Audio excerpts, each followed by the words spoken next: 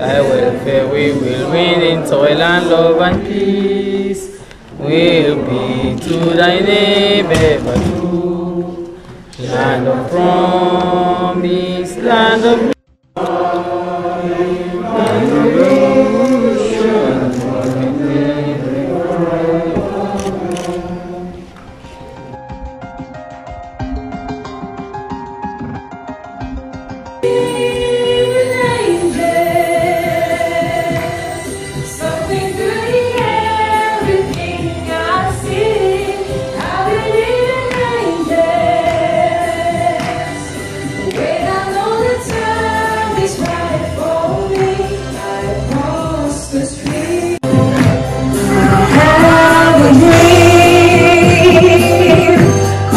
song to sing.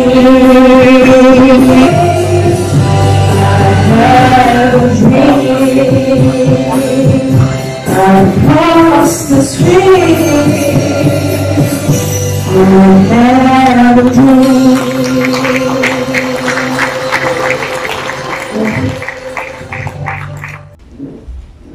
Monsieur le ministre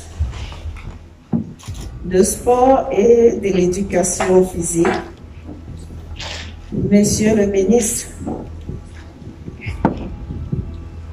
des Arts et de la Culture, Excellences, Madame et Messieurs les membres du corps diplomatique, chers collègues parlementaires, chers invités, la contribution du sport et de la culture dans la préservation d'une paix durable en période de crise et de pandémie Covid-19. Je saisis également cette occasion pour remercier les membres du gouvernement ici présents pour leur disponibilité habituelle. En effet, il n'est un secret pour personne que le monde entier et le Cameroun en particulier traversent des moments de crise tant sécuritaire que sanitaire, notamment les terroristes et la virulente pandémie de Covid qui arrache aux communautés et aux familles la quiétude, l'épanouissement et la joie de vivre. Face à cette situation désemparée, la journée d'action parlementaire pour la paix nous offre un espace où les membres du gouvernement de la République et les parlementaires sont appelés à conjuguer leurs efforts pour mettre à contribution un ensemble de réflexions permettant à notre pays de retrouver le chemin de la paix au travers du sport et de la culture. Chers collègues membres parlementaires, mesdames et messieurs, la culture, vous le savez bien, est aussi un élément de rassemblement et de divertissement. En temps de crise,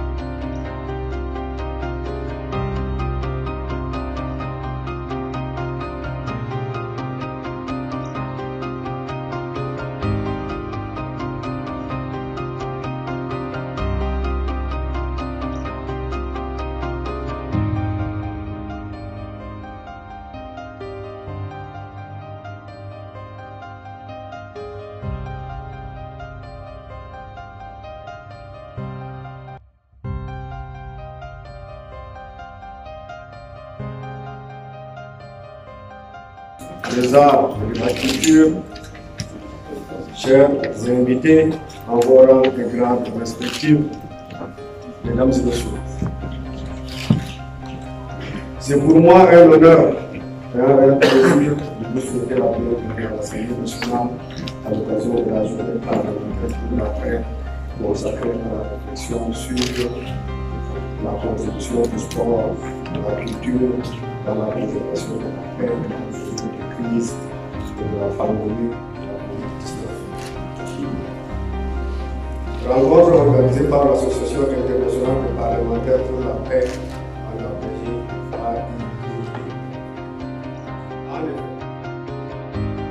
Très honorable président de l'Assemblée nationale, présidente de l'AIPP Cameroun, Excellence honorable ici présent, révérend ambassadeur pour la paix et distingués invités, bonsoir. We have a clear understanding. This photo contains social architecture. Today is the Parliamentary Action Day for Peace. And I want to think that it's women who are leading this activity in the Parliament. I have already met them. You can see the president of all her collaborators are women from the Senate and from the Parliament. So I would want to, before I talk about the women who pay them homage, I would want to first of all pay homage to the lady behind human rights in history. The lady who is the pillar, who stood that human rights should be upheld in the world, and that is Eleanor Roosevelt, the wife of Theodore Roosevelt, the President of America. She was the first UN High Commissioner for Human Rights. When they created that commission, she was the first, and she is the one who pushed for the UN Declaration for Human Rights to be adopted.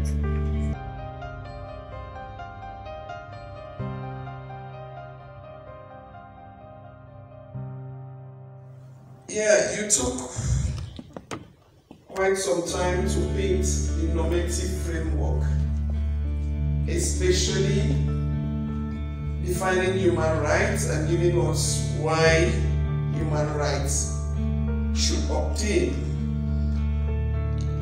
But when I look at the topic that was given to you and to all other panelists, I expected us to be in context. We have ongoing crises since the Boko Haram insurgency in the extreme north and what is today termed the Anglophone crisis or the socio-political crisis in the two English-speaking regions of Cameroon. The effects of all of this have been exacerbated by the coronavirus or the COVID-19 pandemic. Will help us greatly. Please, I would like to have us go detailing in order to have the satisfaction. If you go to many centers in this, even in this Yaoundé, you see structures, places where bilingualism is supposed to be practiced at its climax. Applaud your mastery in coordinating this come together, and for that I would ask all of us to put a hand for him. Let's clap for him. That is what everybody would like to love. La paix intérieure. Parce que sinon, toi-même, tu attrapes, ce n'est pas le Covid. Ce n'est pas le Covid que tu vas attraper, la crise cardiaque. Donc, quand on dit que tout le monde aime la paix, c'est la paix à la paix intérieure.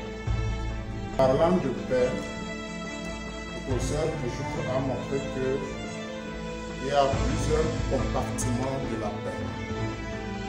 Il y a plusieurs définitions de la paix. Et dans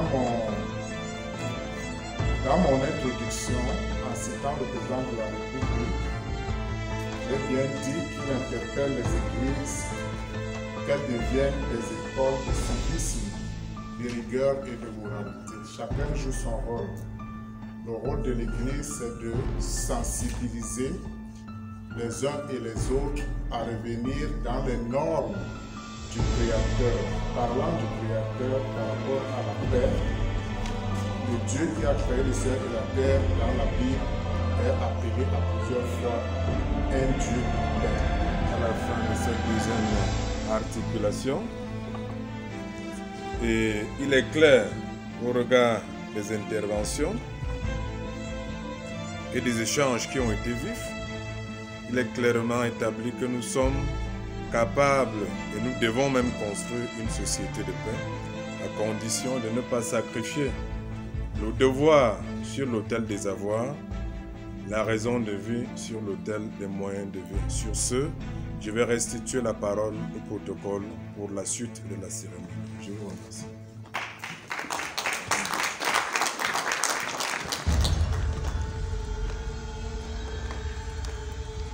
Personal representative of the Right Honorable Speaker of the National Assembly, distinguished members of Parliament, ladies and gentlemen, we have now come to the end of this very important program on the Parliamentary Action Day for Peace. Monsieur le ministre, chers collègues, je vous exhorte enfin à faire bon usage des recommandations issues de nos travaux afin de susciter un grand engouement au sein de nos populations pour que le sport et la diversité de notre culture, loin d'être simplement des activités ludiques, et quelles que soient les circonstances, restent et demeurent des forces de service au maintien et de la consolidation de la paix dans notre pays. Sur ce, je déclare clos les travaux de ce jour portant sur la journée de l'action parlementaire pour la paix. Je vous remercie.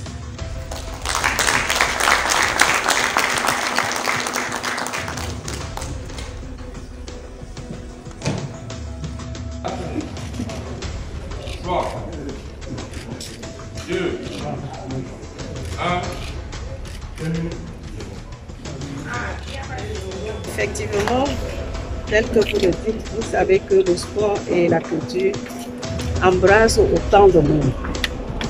Et c'est des moments de divertissement, de paix et de joie. Et la paix fait partie donc de la joie, et surtout la joie interne, la joie dans l'esprit. Et c'est des moments où chacun s'évade, oublie tout ce qu'il peut traverser, comme douleur, comme maladie, et se donne à corps et âme entièrement. C'est pour ça que nous avons choisi la paix et nous avons choisi la culture et le sport. Et vous savez aussi que notre pays, je ne sais pas comment expliquer cela, mais c'est un pays béni de sport. Nous avons gagné autant de Coupes de Nations, nous avons gagné beaucoup de choses, ce qui fait que le Camerounais est déjà fan du sport.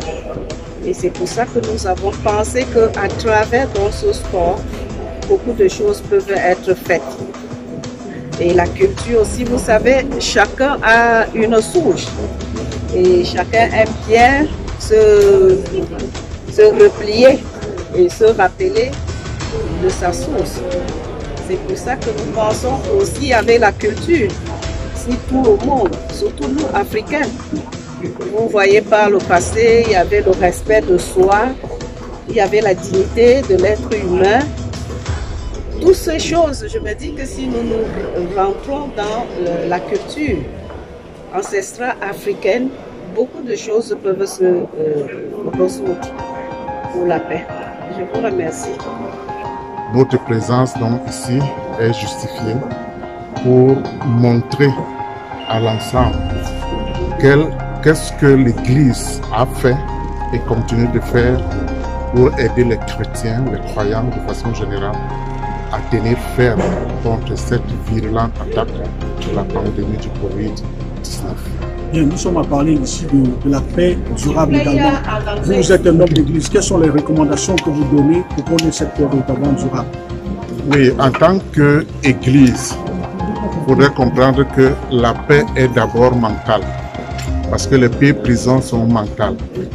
Vous savez que à la survenue de la Covid-19, as the representative of the Universal Peace Federation in Cameroon, in this occasion, we have come to bring the understanding of UPF in the building of peace in every society, because UPF feels it's a fundamental responsibility of the citizens of this nation, beginning from the basis of the family, the society and the nation, in order to bring a durable solution in the relationships that we establish to foster peace, harmony, unity and understanding, in order to eliminate conflict, in order to eliminate alienation and all the other forms that brings